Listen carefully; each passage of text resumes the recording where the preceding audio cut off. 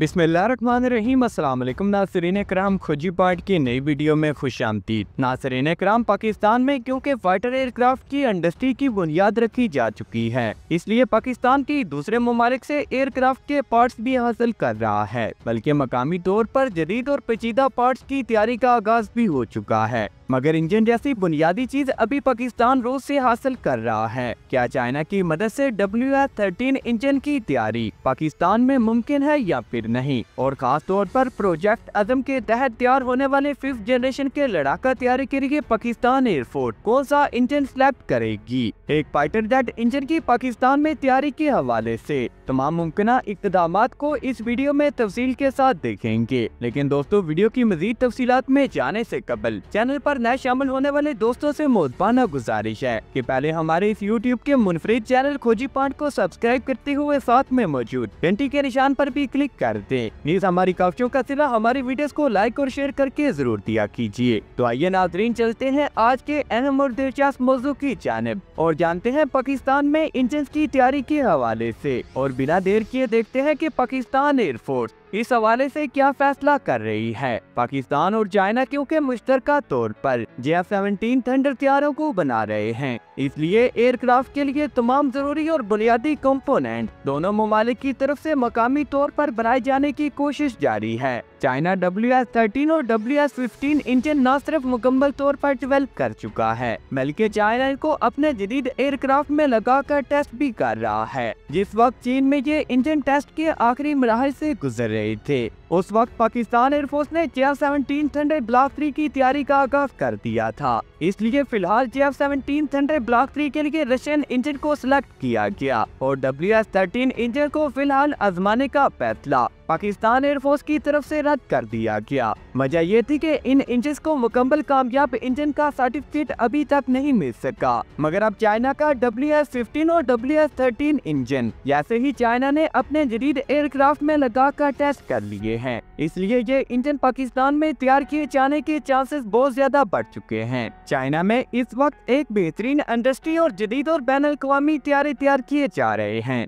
China में इस वक्त दर्जन भर के करीब मुख्तलिफ किस्म के लड़ाका तैयारी डेवलप किए जा रहे हैं। इन एयरक्राफ्ट के लिए अगर चीन दूसरे ममालिक से पार्ट्स हासिल करने की कोशिश करता है, खास तौर पर इंजन जैसी बुनियादी चीज, इन एयरक्राफ्ट के लिए अगर चीन दूसरे ममालिक से पार्ट्स हासिल करना चाहे, खास तौर पर इंजन जैसी बुनियादी चीज, तो फिर चीन के पास ऑप्शन न होने के बराबर हैं। जितने भी ममालिक इस वक्त इंजन डेवलप कर रहे हैं, उनमें से 99% चीन के हरीफ मुल्क हैं। इसलिए चीन के लिए मकामी तौर पर इंजन जैसी चीज बनाना नागुज़ीर था। अगरचे कहा जाता है कि चीन ने रूसी साख्ता RD-33 इंजन को रिवर्स इंजीनियरिंग के तहत मकामी तौर पर डेवलप कर लिया है। मगर जो भी है, चाइना इस वक्त मकामी तौर पर एक मियारी फाइटर जेट इंजन बनाने में कामयाब हो चुका है। इसलिए बहुत से ऐसे आर्टिकल और न्यूज देखने में आती हैं कि पाकिस्तान भी आइंदा आने वाले चंद सालों में चाइना की मदद से इंजन की तैयारी का आगाज कर सकता है। मगर सिर्फ JF-17 थंडर तैयारी को देखा जाए तो पाकिस्तान एयरफोर्स ने फिलहाल चाइनीज साख्ता इंजन को रिजेक्ट करके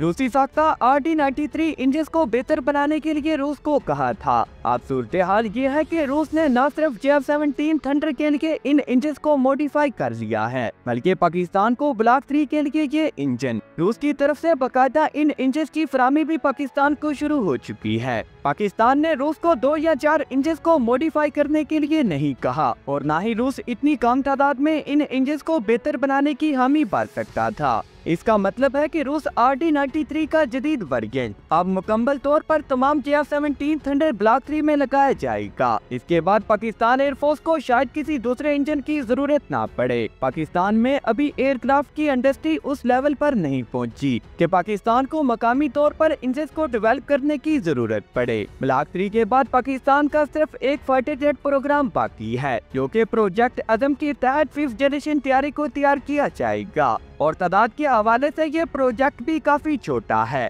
इसलिए पाकिस्तान में इंजन की तैयारी पाकिस्तान के लिए नागुज़ीर है। लेकिन अगर फिर भी पाकिस्तान मुस्तकबिल में ऐसी कोई ख्वाहिश रखता है या फिर इंजन को मकामी तौर पर डेवलप करने की बात की जाती है, तो फिर पाकिस्तान चीन से ट्रांसफर ऑफ टेक्नोलॉजी के तहत प्रोडक्शन लाइन पाकिस्तान में हासिल कर सकता है और चीन को भी पाकिस्तान को ये प्रोडक्शन लाइन देने में कोई एतराज नहीं होगा। मगर फिलहाल अभी इतने महंगे प्रोजेक्ट को बिना किसी जरूरत के पाकिस्तान में शुरू नहीं किया जा सकता, खास तौर पर किसी बैरूनी मुल्क की मदद के बिना फाइटर जेट के इंजन को डेवलप करना पाकिस्तान के लिए मुमकिन नहीं। अब बातें हैं कि अगर पाकिस्तान मकामी तौर पर इंजन को नहीं बनाता तो पाकिस्तान अपने 5th जनरेशन फाइटर जेट के लिए किस इंजन को सिलेक्ट करेगा। अगर पाकिस्तान के 5वीं नस्ल के लड़ाका तैयारी का स्टेटस देखा जाए तो अभी पाकिस्तान के 5th जनरेशन फाइटर जेट के लिए रिसर्च और इब्तदाई काम शुरू हो चुका है। एयरक्राफ्ट की बाकायदा तैयारी 2023 से शुरू होगी, इसलिए अभी मेजर कंपोनेंट्स की सिलेक्शन होना बाकी है। खास तौर पर इंजन अभी सिलेक्ट नहीं किया गया कि कौन सा इंजन पाकिस्तान के 5th जनरेशन तैयारी में लगाया जाएगा, मगर पाकिस्तान के पास ये ऑप्शन मौजूद है कि J-20 में लगाया जाने वाला इंजन पाकिस्तान के 5th जनरेशन लड़ाका तैयारी में लगाया जा सकता है। लेकिन ये बात भी अभी कंफर्म नहीं हो सकी। अगरचे J-20 में चाइनीज साख्ता इंजन कामयाबी के साथ न सिर्फ लगाया जा चुका है, बल्कि J-20 इन्हीं इंजन के साथ अभी सीरियल प्रोडक्शन में भी मौजूद है। हत्ता के FC-31 यानी कि J-31 के लिए भी मकामी तौर पर बनाया गया इंजन लगाए जाने का फैसला किया गया। इसलिए दुनिया ये कह रही है कि पाकिस्तान अपने 5th जनरेशन फाइटर जेट में चाइनीज साख्ता इंजन को लगाएगा, मगर इस हवाले से पाकिस्तान की जानिब से अभी कोई हतमी फैसला नहीं किया गया कि पाकिस्तान अपने 5th जनरेशन फाइटर जेट के लिए किस इंजन को लगाएगा। यानी कि दूसरा ऑप्शन पाकिस्तान के पास तुर्की का मौजूद है। तुर्की पाकिस्तान को कई सालों से ये कह रहा है कि पाकिस्तान तुर्की के साथ मिलकर